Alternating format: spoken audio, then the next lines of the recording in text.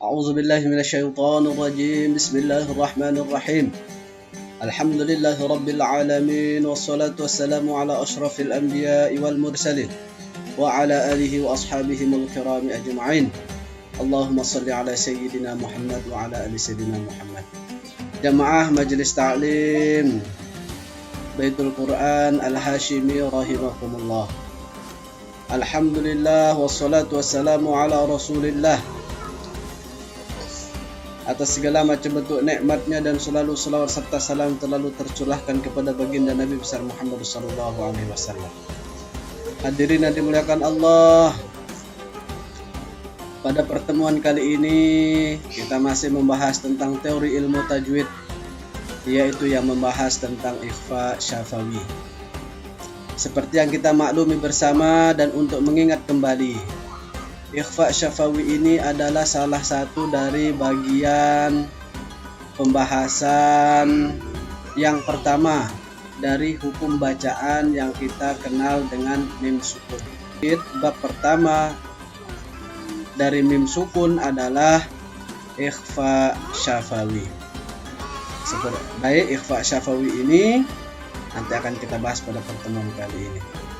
Baiklah, untuk mempersingkat waktu, marilah kita membahas tentang mim sukun pada bagian ikhfa syafawi.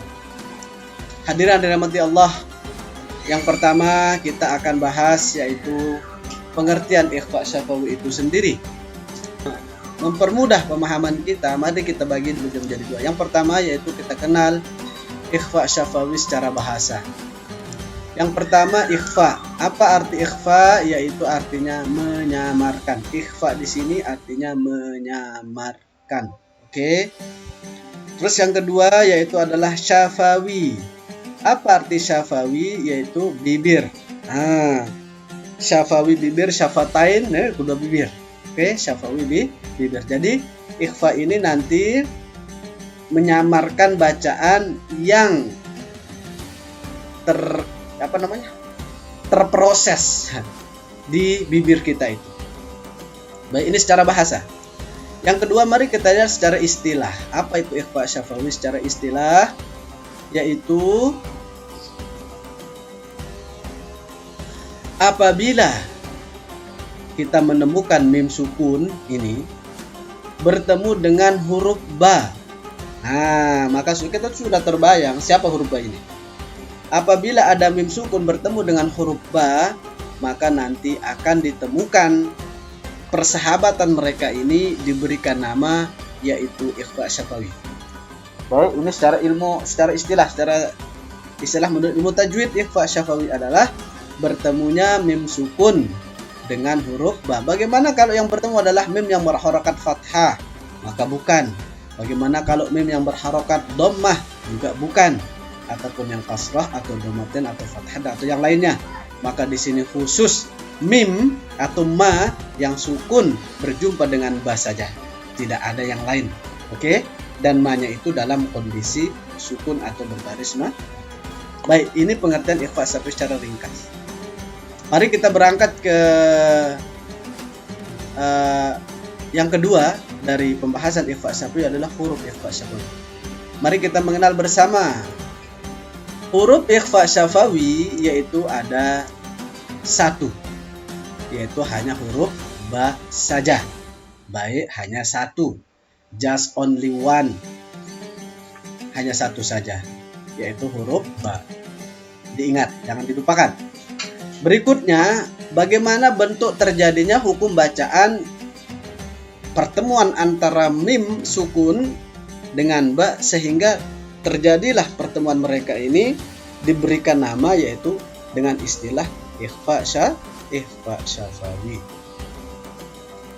Baik, mari kita lihat bentuk terjadinya hukum bacaan pada ikhfa syafawi ini yaitu apabila ada mim sukun. Ini dia, ingat bentuk dia. Apabila ada mim mati ini bertemu atau berjumpa dengan huruf ba. Karena huruf ba ini hanya satu saja, sendirian saja yang dimiliki oleh ikhfa syafawi, nggak ada huruf yang lain. Baik, huruf ba ini huruf mim mati bertemu huruf ma mati bertemu dengan huruf ba, baik ma-nya mati saja, ba-nya boleh berbaris bawah, berbaris atas, boleh, yang penting huruf ba. Nah, maka hukum bacaan setelah terjadi pertemuannya mim mati dengan ba ini dinamakan ikhfa syafawi. Mari kita lihat bagaimana bentuk pertemuan mereka dalam ayat Al-Quran. Nah, contohnya seperti ini. Inna rabbahum bihim yawma idzin lakhabir. Tengok, di sini ada mim mati. Mim mati ini berjumpa dengan ba. Baik, tengok baik-baik. Mim matinya dulu baru hurufnya, huruf ikhfa-nya. Maka di sini hukum bacaannya ikhfa syafawi. Bagaimana kalau terbalik, ba dulu baru ma? Bukan. Atau ma-nya hidup terus mimnya, atau ma-nya baru ba, maka bukan. Di sini khusus pada mim mati dengan huruf ba saja. Ba-nya boleh berbaris bawah, berbaris atas, berbaris dhammah, tasydid, boleh. Terserah huruf ba, tidak ada batasan pada huruf ba. Tetapi pada huruf ma harus dalam kondisi sukun. Contoh bentuk pertemuan yang kedua. Alam ya'lam bi anna Allah yara. Tengok di sini ada mim yang warna merah, ada ma sukun atau ma mati jumpa dengan ba. Maka di sini hukum bacanya ikhfa. Ini adalah bentuk-bentuk terjadinya antara mim mati dengan huruf ba di dalam Al-Quran. Apabila kita menemukan seperti ini, maka di sini hukum bacaannya pasti adalah ikhfa syafawi, nggak ada yang lain. Nah, ikhfa syafawi ini untuk lebih jelasnya mari kita tengok setelah kita mengenal apa itu pengertiannya, apa saja hurufnya, dan bagaimana bentuk terjadinya hukum bacaan pada ikhfa. Berikutnya kita akan lihat. Maaf, di sini ada tambahan baik berkaitan dengan ikhfa syafawi, yaitu seringkali ikhfa syafawi ini yaitu terjadi pada dua kata. Tengok di sini. Alam ya'lam ini satu kata, ya'lam. Bi anna juga kalimat yang lain. Ini satu kata, ini satu kata. Jadi berpisah di sini, maksudnya tidak menyambung. Sering kali terjadi kasus daripada ikhfa syafawi itu seperti ini. Rabbahum bi sesungguhnya Tuhanmu dengan mereka. Rabbahum bihim.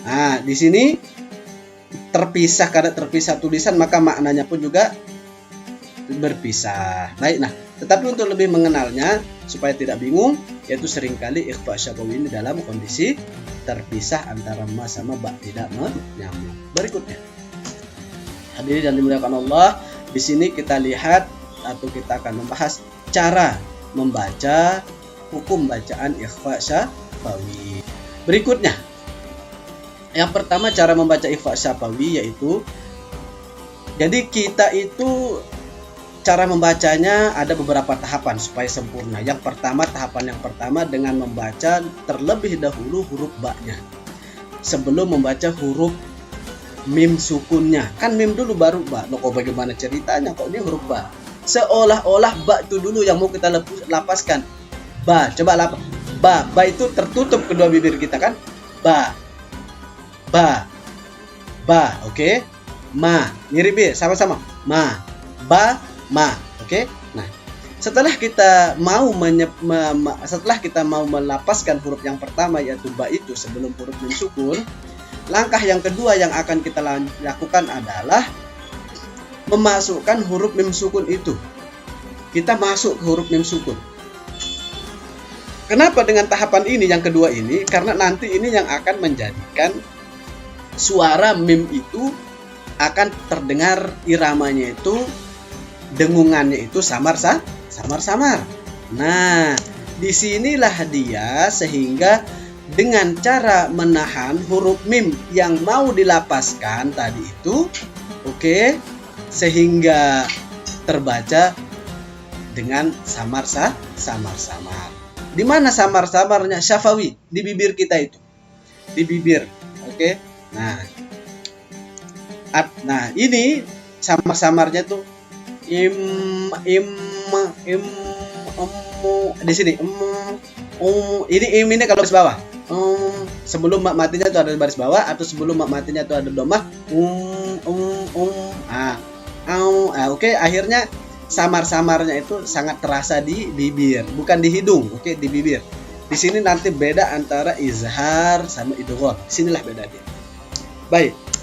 Untuk lebih menyempurnakan untuk teori daripada cara membaca ini, maka setelah kita melakukan proses yang kedua dan berikutnya ini sehingga sampai kita mendengar atau merasakan kesamaran di antara bibir itu, maka posisi mulut saat itu, antara bibir bawah dan bibir atas itu dalam posisi tertutup. Nah, begitulah bentuk-bentuk daripada cara membaca ikhfa syafawi. Berikutnya dirahmati Allah, maka pertemuan berikutnya kita akan masuk kepada praktik daripada bacaan ikhfa syafawi itu sendiri.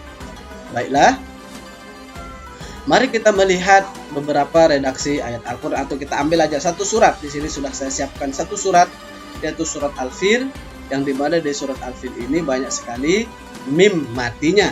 Nah, kita akan lihat apakah mim mati di sini semuanya ikhfa syafawi ataukah bukan daripada ikhfa syafawi untuk melatih kejelian. Baik, yang pertama, pada ayat yang pertama, alam tara kaifa fa'ala rabbuka bi ashabil fil. Alam ta. Oke, di sini kita nampak mim mati. Mim mati jumpa dengan huruf ta.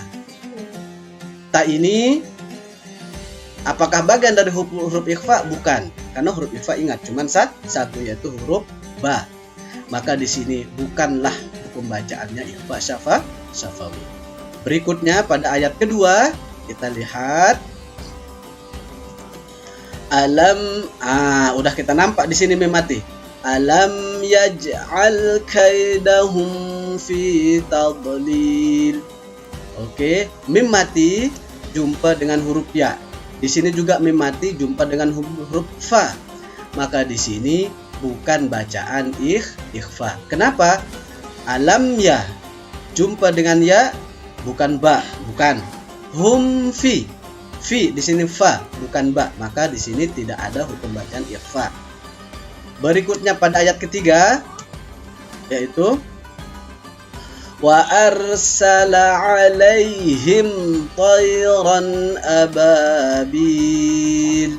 Oke, wa arsala alaihim tayran ababil. Mari kita tengok apakah ada mim mati. Ada, nampak satu. Apa huruf di depannya? To, bukan ba. Maka di sini bukan hukum bacaan yang kita bahas. Mari kita tengok lagi pada ayat keempat, yaitu tarmihim bihijaratin min sijil. Baik, tarmihim bi. Di sini ada mim mati jumpa dengan huruf ba. Maka di sini hukum bacanya ikhfa syafawi. Baik, ikhfa syafawi. Kenapa? Karena mim mati jumpa dengan huruf ba. Tengok, ma mati jumpa, maka di sini baca samar. Tarmihim, terasa sekali di ujung, bukan di ujung tapi di tengah-tengah bibir atas dan bibir bawah ada getaran-getaran sedang. Inilah dia hukum bacaan ikhfa syafawi, dibaca samar.